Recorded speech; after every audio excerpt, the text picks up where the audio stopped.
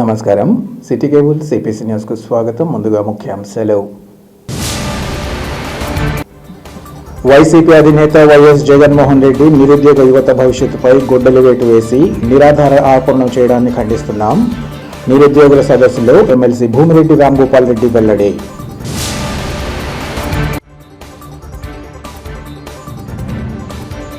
ప్రముఖ యువ హీరో రామ్ చరణ్ తేజ్ నటించిన పెద్ది సినిమా థియేటర్ల వద్ద సందడి.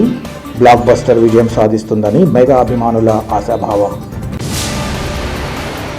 వైసీపీ అధినేత వైఎస్ జగన్మోహన్ రెడ్డి యువత భవిష్యత్తుపై గొడ్డలి వేటు వేసి ప్రస్తుతం తమ ప్రభుత్వంపై నిరాధార ఆరోపణలు చేయడాన్ని ఖండిస్తున్నామని ఎమ్మెల్యే భూమిరెడ్డి రాంగోపాల్ రెడ్డి మండిపడ్డారు. నిరుద్యోగ యువతపై గొడ్డలి వేటు పేరుతో ఏర్పాటు చేసిన సదస్సులో ఎమ్మెల్సీ మాట్లాడారు. వైఎస్ జగన్ తన హయాంలో నిరుద్యోగ యువత పట్ల తీవ్ర నిర్లక్ష్యం ప్రదర్శించి వారి జీవితాలతో ఆడుకున్నారన్నారు. ఉద్యోగాల భర్తీ లేకపోవడంతో నిరుద్యోగ యువత వలసబాట పట్టిందన్నారు. యువత పట్ల తీవ్ర నిర్లక్ష్యం ప్రదర్శించడమే కాకుండా ప్రస్తుతం కూటమి ప్రభుత్వంపై ఆరోపణలు చేయడం వైసీపీ నేతలకు తగదన్నారు.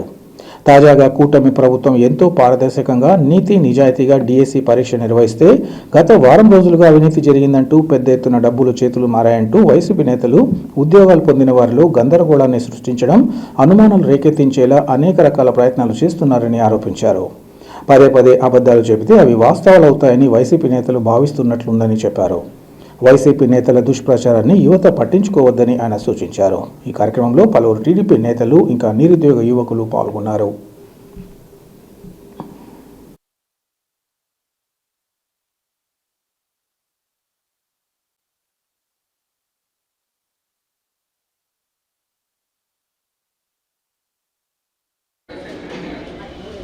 కార్యక్రమాన్ని భూమిరెడ్డి రాంగోపాల్ రెడ్డి గారు మాట్లాడే ముందు షేక్ సిద్దికి గారు మాట్లాడతారు.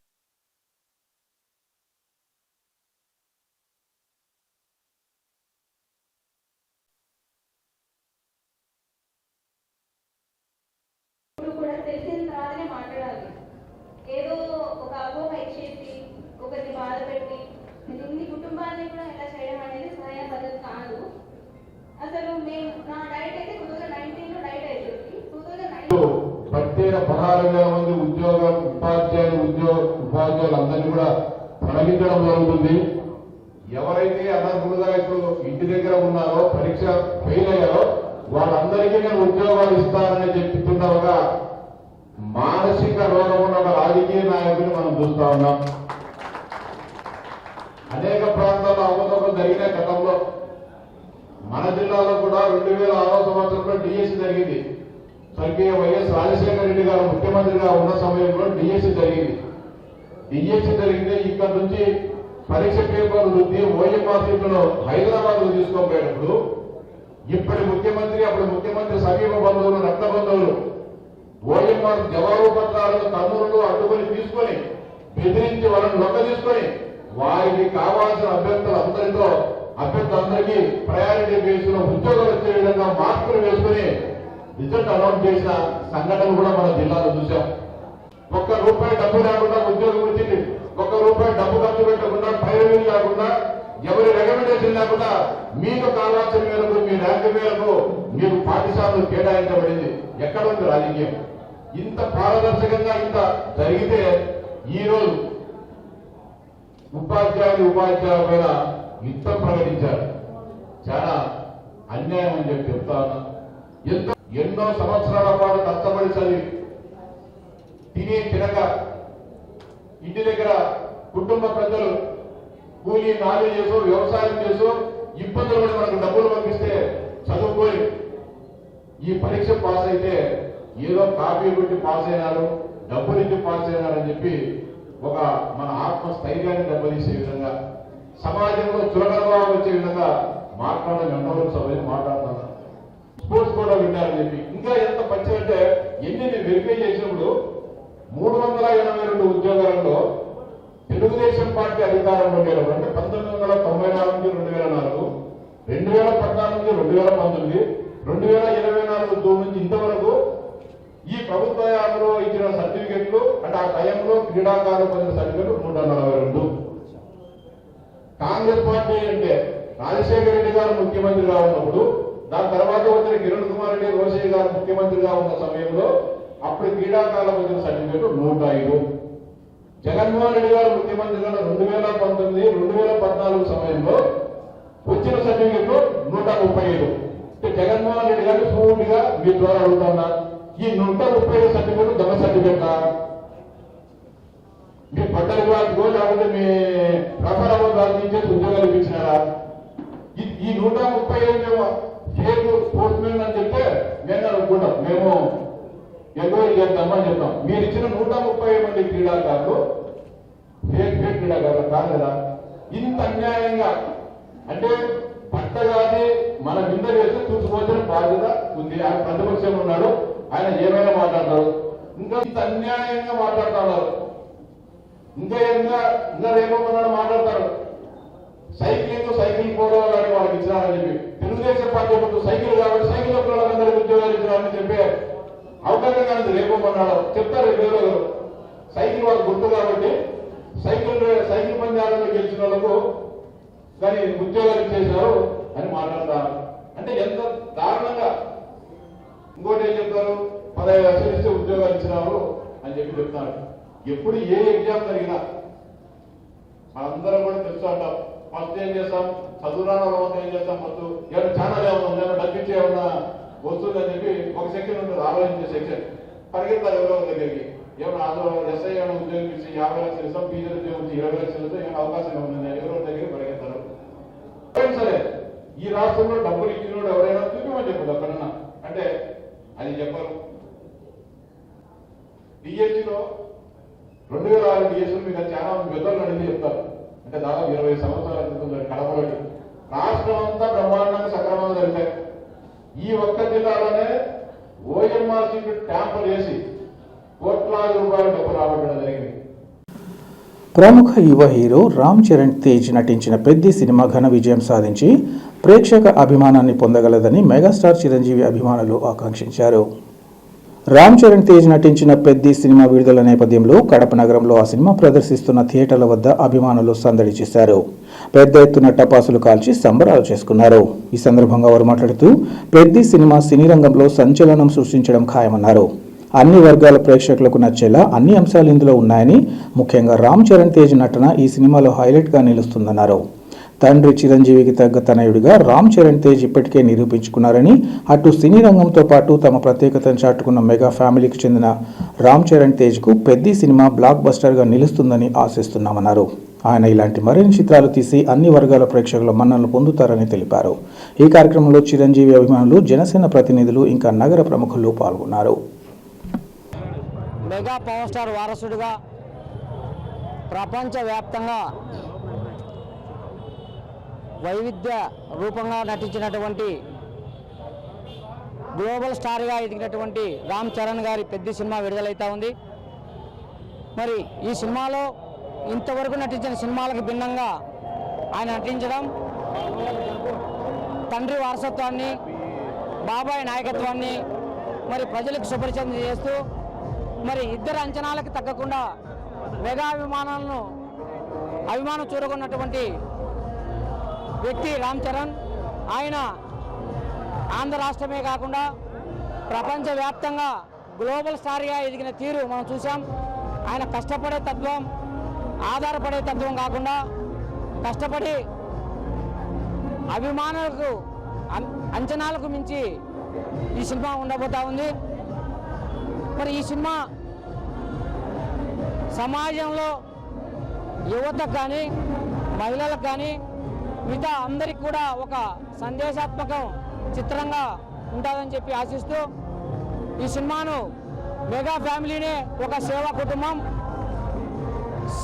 ఒక పక్క సినిమాలు చేస్తూ ఒక పక్క సేవా కార్యక్రమాలతో ఈరోజు తెలుగు రాష్ట్రాలతో పాటు యావత్ భారతదేశం మరి అభిమానాన్ని చూరుకున్న కుటుంబం మెగా ఫ్యామిలీ. మరి ఆ మెగా ఫ్యామిలీకి ఆకాశమంత అభిమానంతో ఈరోజు స్వాగతం పలుకుతా ఉన్నాం కడప నగరంలో. మరి ఆయన సినిమాలో కష్టపడి నటిస్తే ఆ సినిమాని ప్రజలకు పరిచయం చేసేదానికి కడప జిల్లా చిరంజీవి యువత అధ్యక్షులు రంజిత్ కుమార్ ఆధ్వర్యంలో మరి ఆయన శిష్యబృందం అయితేనేమి, జనసేన పార్టీ నాయకులైతేనేమి, మెగా ఫ్యామిలీకి భక్తులైతేనేమి ఆ సినిమాని ప్రమోషన్ చేయడంలో ఏదో చూస్తూ ఉన్నారు. ఇది ఒక పండగ వాతావరణం, ఒక జాతరలాగా కడప అప్సరా థియేటర్లో ఏర్పాట్లన్నీ చేశారు. మరి అందరు అభిమానులతో కూడా ఇక్కడ ఆయన అందరి సహకారాలు తీసుకొని ఆయన బృందంతో పాటు జనసేన నాయకులు కూడా స్వరూప్ కానీ, సుమన్ కానీ, మరి మహేంద్ర కానీ, చిన్న కానీ, మరి వేంపల్లి నుంచి వచ్చిన మా జనసేన ఇన్ఛార్జ్ హరీష్ గారు కూడా వీళ్ళందరితో కూడా ప్రతి ఒక్కరి భాగస్వామ్యం తీసుకొని అంగరంగ వైభవంగా విడుదలకు స్వాగతం పలుకుతా ఉన్నాం. ఇది ఇంతవరకు మెగా ఫ్యామిలీలో రానటువంటి బ్లాక్ బస్టర్ హిట్ అవుతుందని చెప్పి ఆశాభావం వ్యక్తం చేస్తా ఉన్నాం. ఈరోజు ప్రపంచవ్యాప్తంగా ఉన్న మెగా అభిమానులకు ఈరోజు ఒక పండుగ రోజు. ఎందుకంటే కొన్ని సంవత్సరాల నుంచి ఎదురు చూస్తున్నాం పెద్ద సినిమా ఎప్పుడు రిలీజ్ అవుతుందా అని. ఈరోజు అంగరంగ వైభవంగా ఈరోజు మన స్క్రీన్ల మీదకి ప్రపంచవ్యాప్తంగా కూడా రిలీజ్ కాబోతుంది. ఇక తెలుగు చిత్ర పరిశ్రమలోనే ఇది పెద్ద బిఫోర్ ఆఫ్టర్ అని చెప్పుకునే విధంగా ఈ సినిమా ఉండబోతుంది అని చెప్పేసి అభిమానులు, మెగా అభిమానులంతా ఆశ వ్యక్తం చేస్తున్నారు.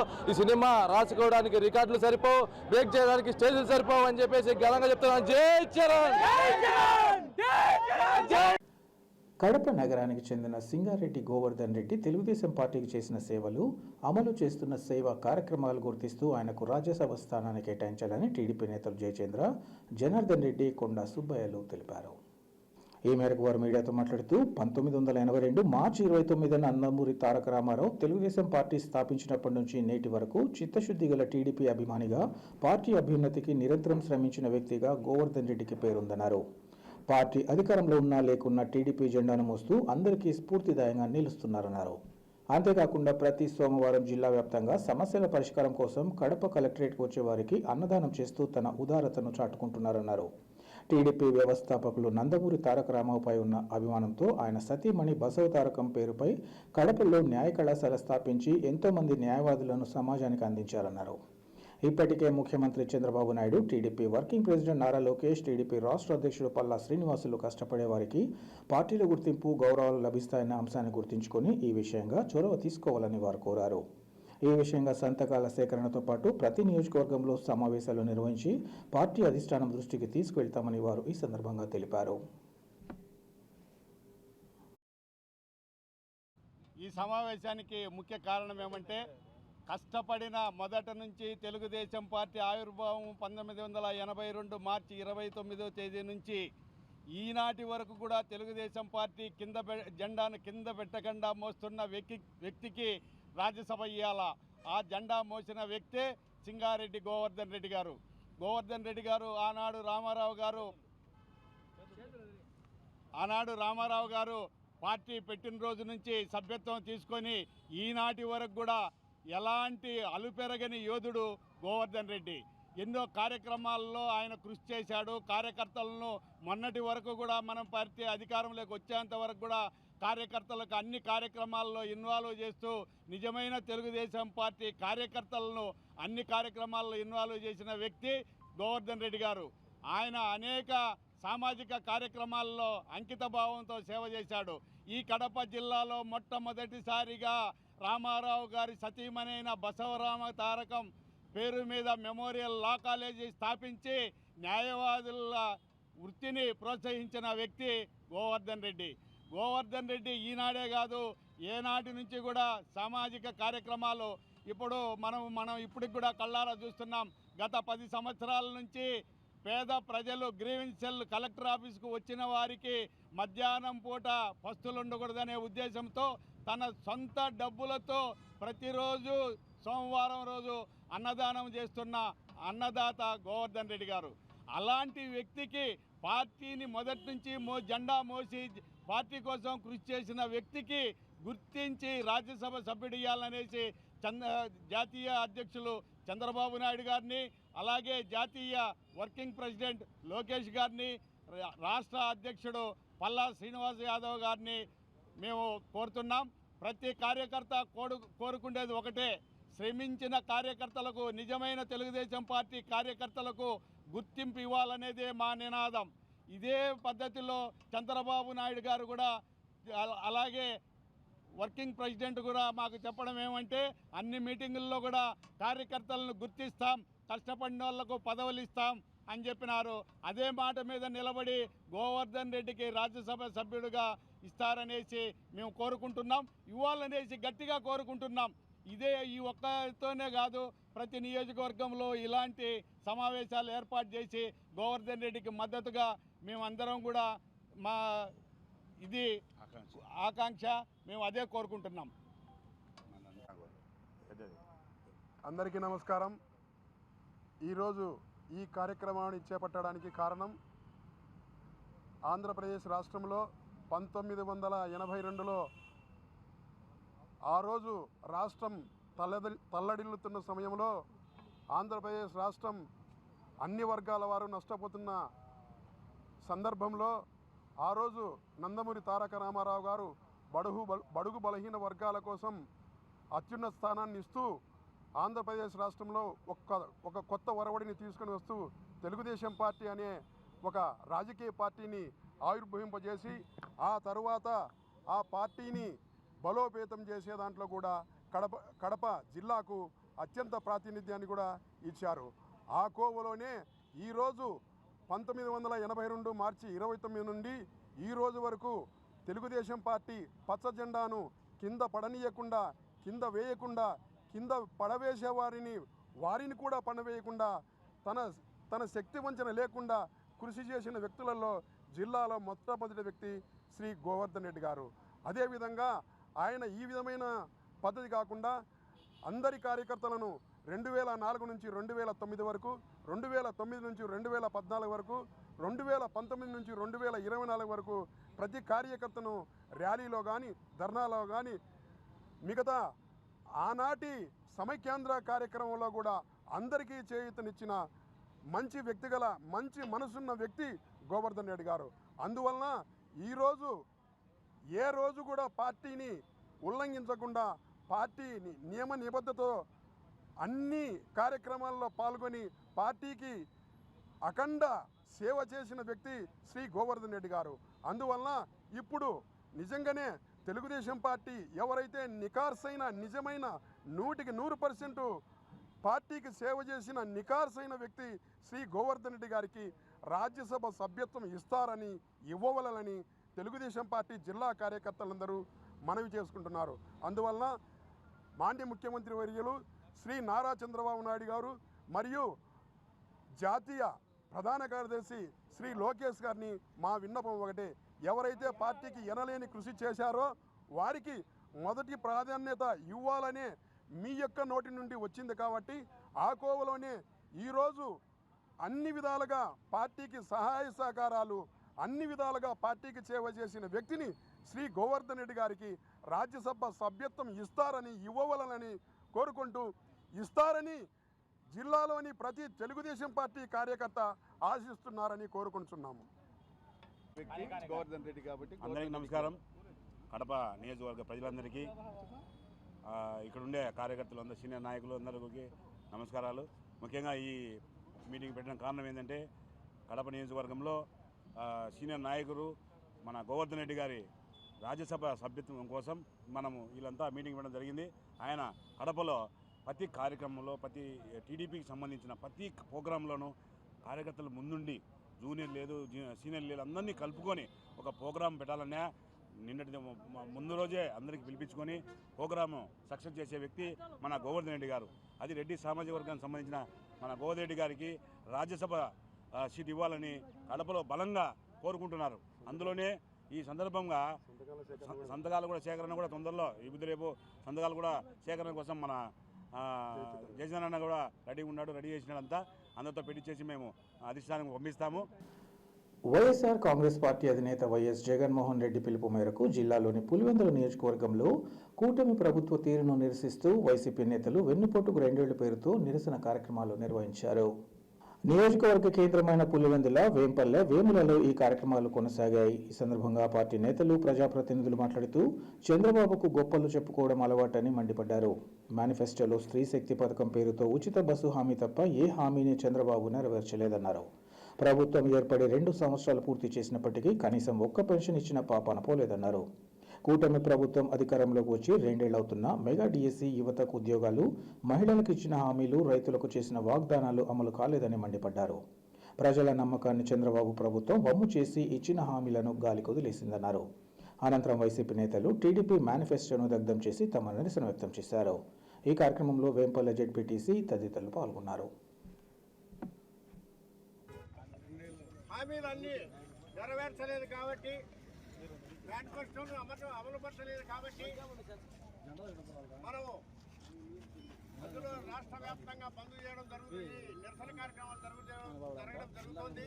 అందులో భాగంగా మన వేముల మండలంలో ఈరోజు వెన్నుపోటుకు 2 ఏళ్ళు, చంద్రబాబుకు వెన్నుపోటు పడతాడు మామూలే కాబట్టి వాళ్ళ సొంత మామూలే పడతాడు. ప్రజలను పడతాము పెద్ద ఆశ్చర్యకరమైన విషయం కాదు.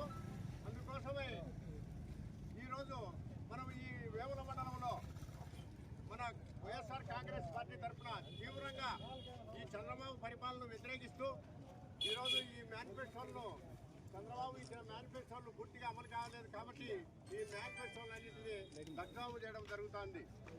ఈ కార్యక్రమానికి వచ్చిన మన పార్టీ కార్యకర్తలు, నాయకులు, వివిధ గ్రామాల నుంచి వచ్చిన అందరికీ పేరు పేరున కృతజ్ఞతలు తెలుపుతూ ఈ కార్యక్రమాన్ని ఈ ప్రజలను దగ్ధం చేయడం ద్వారా నిరసన తెలుపుతున్నాం.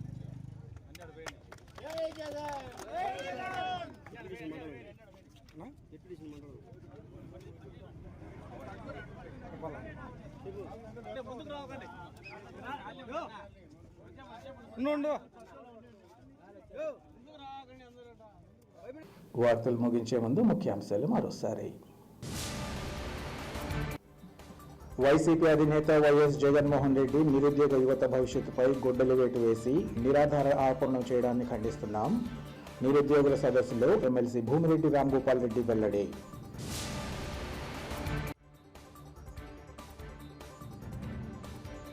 ప్రముఖ యువ హీరో రామ్ చరణ్ తేజ్ నటించిన పెద్ది సినిమా థియేటర్ల వద్ద సందడి, బ్లాక్ బస్టర్ విజయం సాధిస్తుందని మెగా అభిమానుల ఆశాభావం. సిటీ కేబుల్ సిపిఎస్ న్యూస్ ఇంతటితో సమాప్తం. నమస్కారం.